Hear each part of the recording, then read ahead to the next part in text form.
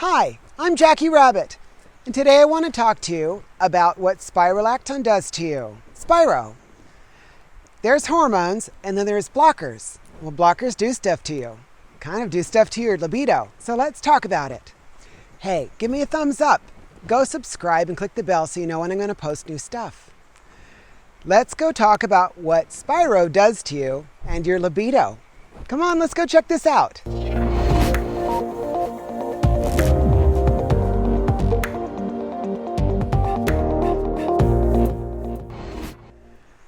I know, your libido. You're worried about it. Okay. Some of us are and some of us aren't. Maybe I was in the beginning. I don't really remember. It wasn't a big deal to me. But there is a big difference. Going on testosterone blockers has certainly made a very large change in my libido. Now, I might not be the best test subject when we're talking about this because I had a really, really bad motorcycle wreck 17 years ago that kind of destroyed the boy junk area to a degree. Now, mostly everything healed, but I had a lot of numbness, and my family jewels decided to ascend. So there's some differences with me. And I can only speak from my own experience. So look, if you're worried, I can tell you about the mental aspect of it. If you're really worried, like, oh my gosh, I'm thinking about doing HRT, and what will happen if I go on blockers? Will I not like sex anymore? That's what I'm going to talk to you about. Liking versus libido. So, I don't think you have as much to worry about as you might think. And maybe you're not worried about it at all and you're just watching me because this is another one of my videos. So, I've definitely noticed a massive drop in libido on the blockers. And to me, it's actually quite nice and peaceful. There's other things too, like things quiet down quite a bit. I don't feel all the constant nagging libido urges that I did before. It just isn't on my radar. I don't really think about it. And the reason we're talking about this today is we had a comment in the last video that specifically asked that I talk about this aspect of hormone replacement therapy. So thank you for that comment. I really appreciate it.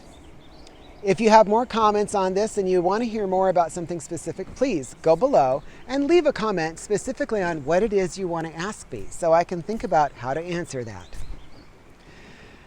But after going on Spiro, it was pretty quick. The libido dropped pretty fast. And after 3 years, I really don't think much about sex. It isn't really on my radar. I suppose in a romantic setting in that moment, that would be fine. See, that's the difference. Girls need to get revved up. That's why they need foreplay. And they can get into the moment and be there, but they need a little bit of a push start. So, sorry for all the motorcycle metaphors. I think that it's very, very typical during transition and going through hormone replacement therapy that your mind starts working just as a woman's mind would, and so your libido does too. I actually enjoy the relaxed nature of my libido. Gives me a lot more time in my day, and I don't have to worry about unexpected arousal when you don't really want it, and none of those aspects. So I'm thinking I like this quite a bit. But yeah, it definitely knocks your libido down quite a bit. One of the other things the Spiro is going to do is calm you down. It just calms you down. No more screaming at the person who cut me off on the freeway. No more yelling at the guy who flipped me off because I'm going too slow. You just drive home and I don't care. Calming one down is actually very beneficial. I think that you might really like this, the calming effect. It's not immediate, and it does take time, and you do need to work on how you manage yourself. But if you spend the time to create the quality you can work with this. It's a tool in the toolbox that you can really utilize. I think the other things you could really look forward to would be the craving of salt. It definitely sheds your body of salt, and you do get a massive craving for things like pickles. I had a jar a day habit for a while and didn't know why, and I was buying pickles at the dollar store because I was going through pickles so fast, and now I know how to moderate my pickle intake just a little bit, and I'm a little more careful with how many pickles I eat. I do have, from the motorcycle accident, leftover damage to the right leg. It's mostly paralyzed.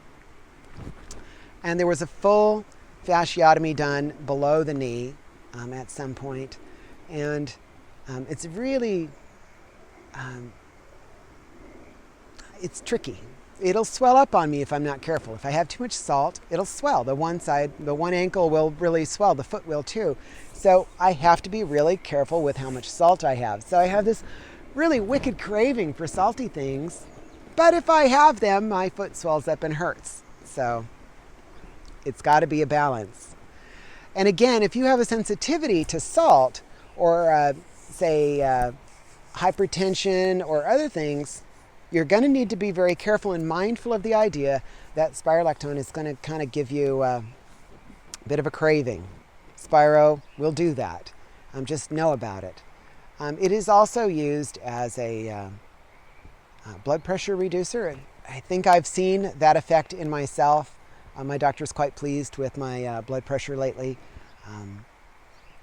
So it's been a benefit. But in 4 months after vaginoplasty, I won't need blockers at all. So we'll have to see how my blood pressure and everything else manages itself and go from there. So there really isn't much more to say about Spiro.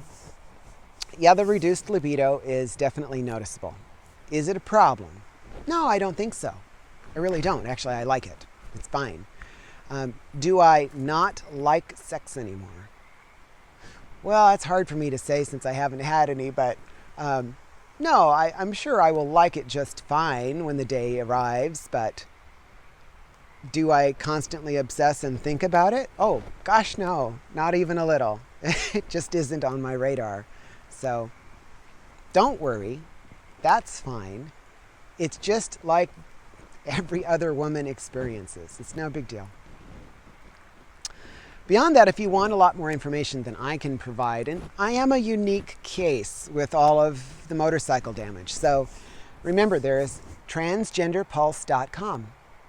And be careful talking about things that are less than PG. And this is one of those topics I want you to be careful with if you go over there to the forum and talk a lot. Definitely ask questions in a medically appropriate manner, and there will be a lot of answers for you. Just make sure you're keeping it PG. Also, they have a lot of resources. Now, if you're thinking about starting hormone replacement therapy, the first thing you really need to do before you do that, if you haven't already, go get a therapist. That is absolutely a must for starting transition. They have a resource page that you can find a therapist in your location, searchable by your area.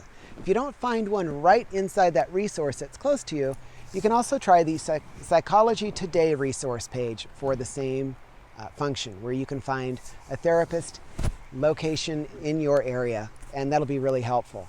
Get that done first. That's really, really, I know it's required some places, but I think it's an absolute requirement just for yourself. Whether your medical professionals require it or not, honestly, I believe that is how you start transition properly. So please do that. Also, go ahead, remember, give me a thumbs up and go ahead and subscribe. We are so close to being able to meet the stats for monetization. And honestly, I'm thinking I want to put it towards a lot of surgeries. So I don't even know what it looks like. I still haven't figured it out, but I'll go ahead and submit and see what happens and save it up and save it up and save it up, and maybe I'll go get the SMAS facelift like Natalie had. Hers is so lovely. If you haven't seen Natalie's channel, go over and check out Natalie. She's in New Zealand and just fantastic. I watch her all the time, so I'm always following her and see what she's doing and the new clothes that she's buying and stuff like that. So it's like always fun to check out Natalie's channel. So go do that too. And remember, go ahead and make sure you click the bell when you subscribe to either of us so you get alerts. If either one of us posts a new video, you're going to want to watch it. Trust me, she's awesome. So take care of yourself. And I want you to remember, I really care about what's going on with you. And right now, while we have the coronavirus rolling around and I'm stuck at home, so I just wandered out into the woods again. And, because rabbits live in the woods. And I'm out here doing whatever. I thought, well, I'll shoot a little video and talk about Spiro. So here I am. Take care of yourself. I really care that you're making it through this day by day. Remember, it's a one day at a time process. Just take it a day at a time. And if you're stressed out right now because of the state of affairs, breathe. Practice meditation. Do whatever it takes to just stay calm. Be healthy. Stay safe. I care about what's happening with you. I want you to make it to tomorrow as well. Take care of yourself. I'll see you next time. Bye.